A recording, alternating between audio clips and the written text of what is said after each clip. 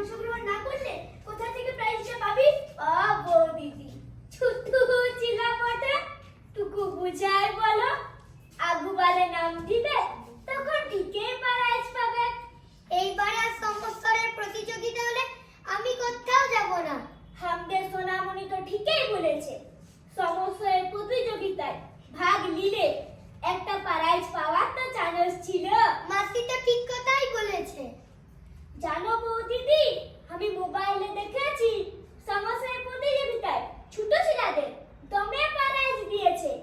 একটা প্রাইজ তুমি গুনে শেষ করতে লাগবে। হ্যাঁ রে বাতাসি, মোবাইলে সমস্যার প্রাইজগুলো দেখিয়েছে। হ্যাঁ, মোবাইল খুললে সব দেখাইছে। আর বাতাসি আর সমস্যার সব খবরগুলো মোবাইলে দেখিয়েছে। উফ, মোবাইলে দেখাইছে বললেই তো তোমাকে সব বলতে পারছি।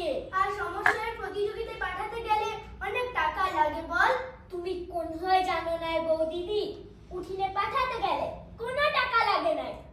আচ্ছা লো, তোমার সাথে বকবক করার আমার সময় নাই, আমার ঢের কাম পড়ে আছে।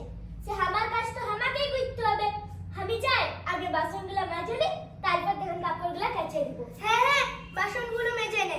চল মা, বিছানায় বসে হোমওয়ার্কগুলো করে নিবি। চল। এই একটা হলো